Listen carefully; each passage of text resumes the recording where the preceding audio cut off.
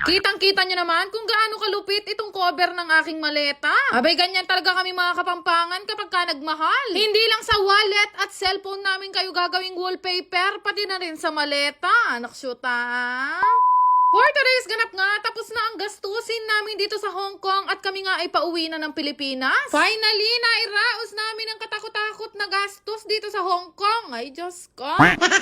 Ako, sinasabi ko sa inyo, huwag kayong pupunta ng Hong Kong nang hindi kayo financial ready. Maberat kayo. Paano hindi ka mabeberat? Sa dami naming napuntahang bansa, Hong Kong yata ang pinaka-expensive. Kaya alam nyo, mas na-excite ako nung pauwi na ako ng Pinas. Paano nyo naman sasabing hindi kami excited umuwi ng Pinas? Alas 10 pa ng gabi ang flight namin, alas 2 pa lang nasa airport na kami.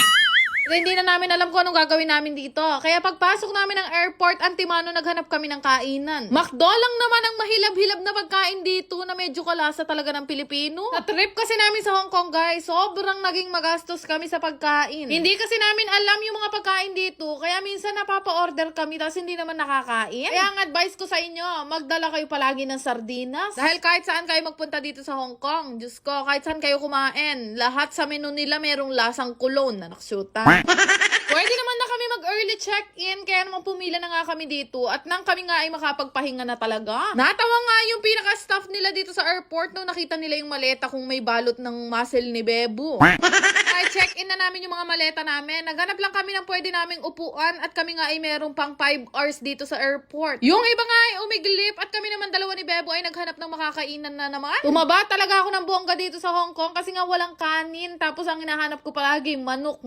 Ayan, Diyos ko, may nga gatal-gatal ko katawa. Habang nakaupo nga kami, nag-uusap-usap kami na sabi ko, kapag kauwi natin ng Pilipinas, sa Antimano, pumunta tayo ng karinderya. After ng 8 oras naming paghihintay, finally, boarding na kami at tinawag na nga kami dahil hiyatig na nga kami ng shuttle papunta sa sasakyan naming eroplano. Diyos ko, kapagal. Iba talaga yung pagal kapag ka nasa airport kayo. Ikuha ko ng mga baling-baling ang mga bulok-bulok, nandito pa ako sa airport hanggang ngayon.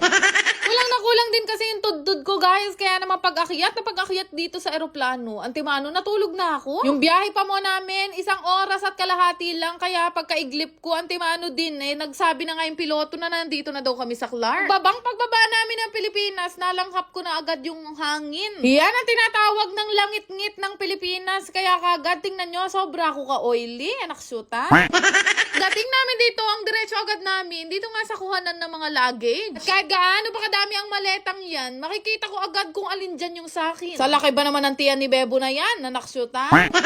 Nakasamaang palad na naman, nadali na naman ako ng Cebu Pacific dahil yupi at nangatanggal-tanggal yung mga bago kong maletang ginamit. Sabihin na natin hindi ka mahalan itong mga maleta na to, pero ang pinagtataka ko, bakit naman rugo 2 maleta, yung isa niyan mamahalin pa, guys. O wala naman na ako makakarapat at hindi ko na rin naman yan magagamit sa susunod na biyahe namin dahil wala na ngang isang gulong. Nuko, pinagbasi-basibas na lang siguro nila, no? Buti na lang pagdating namin dito ng Clark, kagad nga dumating na nga ito si Tito Alan at sinundo na nga agad kami. At kahit nakakabadrit man yung nangyari sa mga maleta ko, sabi ko babawi na lang ako ng kain kapag ka naidiretso na kami ng karinderya. Finally!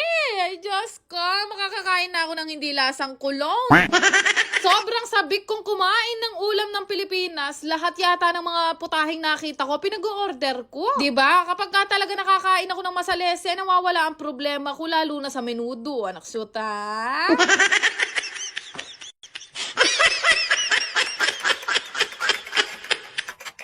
Namimigay nga ng Gcash si Mayora sa lahat na magre-register dito nga sa pinaglilibangan kong laro na photon game. Ito nga ay pinaglilibangan ko lalo na kapag ka nasa Bugay Farm ako at wala akong magawa. Pindutin nyo lang yung link na nasa comment section at huwag nyong kalimutang ilagay yung referral ID ko na register nyo nga, i-comment nyo lang ang inyong mga screenshot para mabigyan ko nga kayo ng ayuda. Cash in muna nga kayo bago maglaro at napakaraming pwedeng pagpili ang laro dito. Kaya nga nito pinaglilibangan kong Super Ace, napakadalas ko yan laruin. Pindutin nyo lang yan kagaya nitong nilalaro ko at mananalo naman kayo dyan. Pero syempre, totoong pera ang nakukuha nyo. Kaya nang lagi ko sinasabi, hinay-hinay lang sa paglalaro. Pag may extra money, tsaka nyo lang to laruin kagaya ko. Kapag ka nanalo na kayo, pwede nyo na yan i-cash out. Lang kadali laruin itong photon game. Kaya kung gusto mong sibukan, yung link nasa comment section. Yan lang naman. Salamat!